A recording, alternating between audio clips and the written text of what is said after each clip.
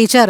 ഗുരുവായൂർ ക്ഷേത്രത്തിലെ ഉദയാസ്തമയ പൂജ വൃശ്ചികത്തിലെ ഏകാദശി ദിവസം തന്നെ നടത്തണം എന്നുള്ള സുപ്രീം കോടതി ഉത്തരവ് വന്നിരിക്കുന്നു. ഇവിടെ ക്ഷേത്ര പ്രതിഷ്ഠയുടെ ചൈതന്യം വർദ്ധിപ്പിക്കുകയാണ് തന്ത്രിയുടെ ചുമതല എന്നും കോടതി പറഞ്ഞിരിക്കുകയാണ്. എന്താണ് പ്രതികരിക്കാനുള്ളത്? ഇവിടെ വളരെ സന്തോഷം തോന്നുന്നു അങ്ങനെ ഒരു വിധി വന്നതിന്. കാരണം കഴിഞ്ഞ 2 വർഷവും ഈ വിഷയവുമായി ബന്ധപ്പെട്ടിട്ട് പ്രക്ഷോഭമൊക്കെ നടത്തിയിട്ടുള്ള സംഘടനയാണ് ഹിന്ദു ഐക്യവേദി. ശങ്കരാചാര്യർ വന്നിട്ടില്ല അല്ലെങ്കിൽ വന്നു എന്ന് സംശയം എന്ന് തോന്നുന്ന തരത്തിലുള്ള ചില അഫിഡവിറ്റുകൾ വരെ ഇവർ കൊടുത്തു. എന്തിനാ? ഈ ആചാരം മാറ്റാൻ വേണ്ടിയിട്ട്.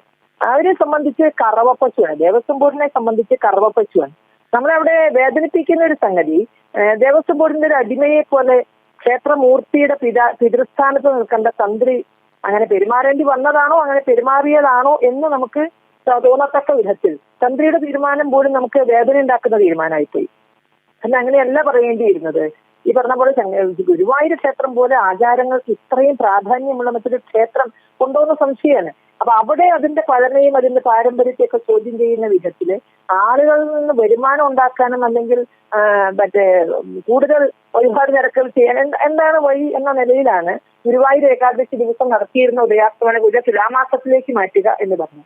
അപ്പൊ അതന്ന് വളരെ വിഷമമുള്ളൊരു കാര്യമാണ് എന്നുള്ളത് കൊണ്ട് തന്നെയാണ് ഹിന്ദു ഐക്യവേദി അത്തരം വിഷയത്തിലെ സമരമൊക്കെ ചെയ്തത്.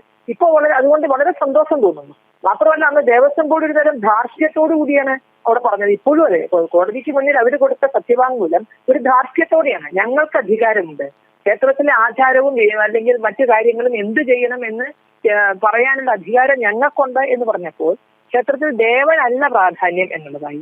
ദേവനേക്കാൾ വലിയ മൂർത്തിയായിട്ട് ദേവനേക്കാൾ കൂടുതൽ അധികാരമുള്ളവരായി ദേവസ്വം ബോർഡ് മാറുന്ന ഒരവസ്ഥയാണ് കണ്ടത്. അപ്പോൾ അത്തരം ആ അഹങ്കാരത്തിന് കിട്ടിയ ഒരു അടിയാണ് ഈ വിധി എന്ന് പറയാതിരിക്കാൻ നിർവാഹമില്ല. അതുപോലെ തന്നെ നേരത്തെ പറഞ്ഞതുപോലെ തന്നെ തന്ത്രിസ്ഥാനത്ത് നിൽക്കുന്നവരെ ഭഗവാന്റെ പിതൃസ്ഥാനത്താണ്. അപ്പൊ തീർച്ചയായും ആ ഒരു ഉത്തരവാദിത്വ ബോധം സമാജം അവരിൽ നിന്ന് പ്രതീക്ഷിക്കുന്നുണ്ട്. അതല്ലാതെ ഉണ്ടാകുന്ന ചെറിയ ഒരു പരാമർശം പോലും ഭക്തരെ സംബന്ധിച്ച് വലിയ വേദനയുള്ളതാണ്. ഭക്തർ അത്രയും ആ ഒരു പരിപാവനമായ സ്ഥാനത്താണ് ക്ഷേത്ര തന്ത്രിമാരെ കാണുന്നത്.